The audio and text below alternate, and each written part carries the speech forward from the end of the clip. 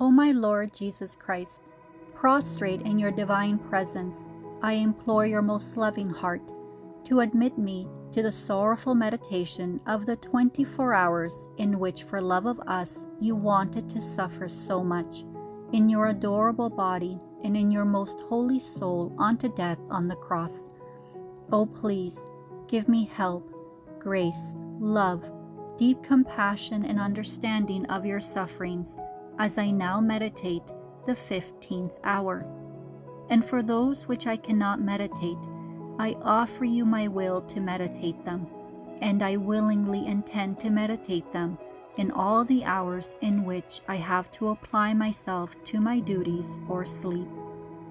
Accept, O merciful Lord, my loving intention, and let it be beneficial for me and for all, as if I effectively and in a saintly way accomplish what I wish to practice.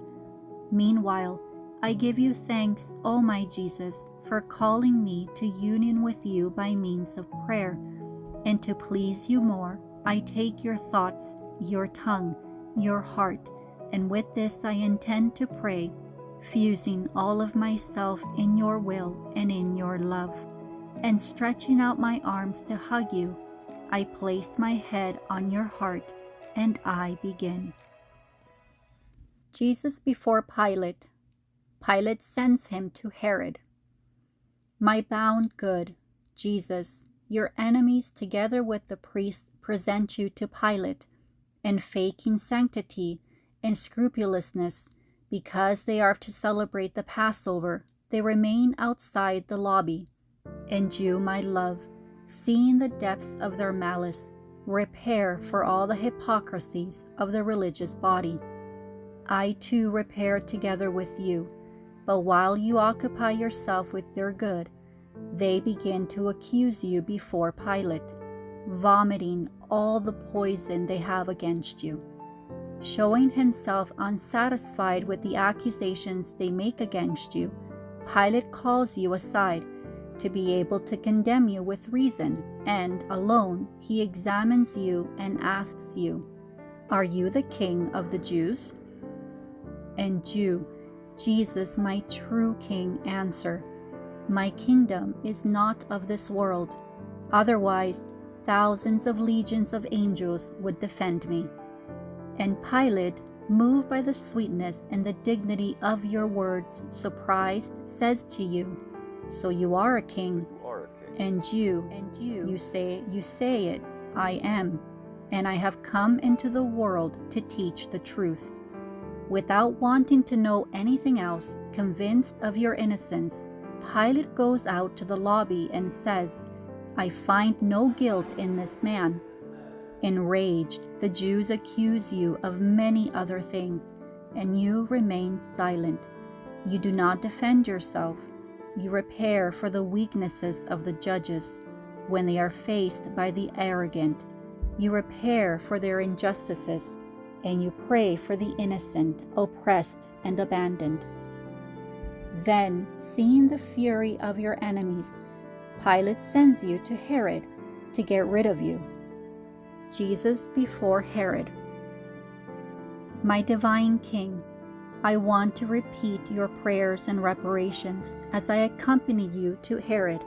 I see that your enemies, enraged, would want to devour you, and they lead you among insults, mockeries, and derisions. So they make you arrive before Herod, who, swelling up, asks you many questions. You do not answer him, and do not even look at him. And Herod, irritated because he does not see his curiosity satisfied, and feeling humiliated by those long silence, declares to all that you are crazy and mindless, and he orders that you be treated as such. And to mock you, he has you clothed with a white garment, and he delivers you into the hands of the soldiers, that they may do with you the worst they can.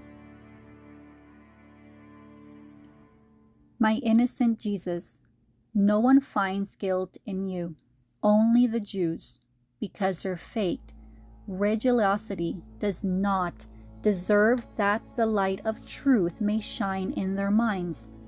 My Jesus, Infinite wisdom, how much it costs you being declared insane.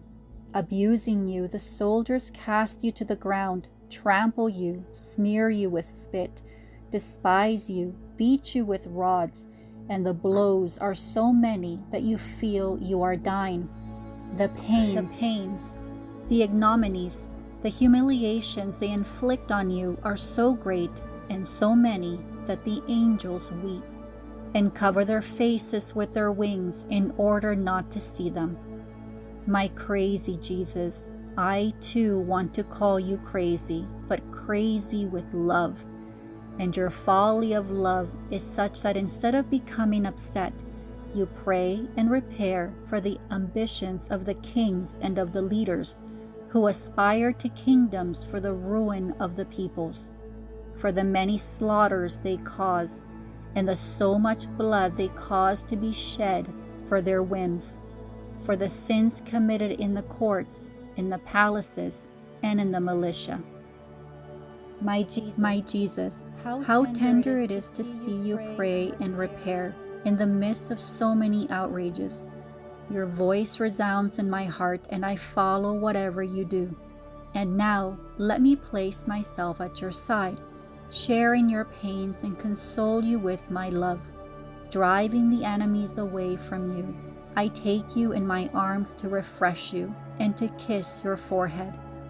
My sweet love, I see that they give you no peace. Herod sends you to Pilate.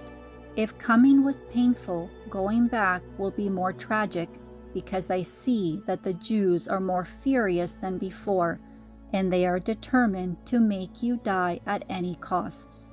Therefore, before you leave the palace of Herod, I want to kiss you to prove my love to you in the midst of so many pains.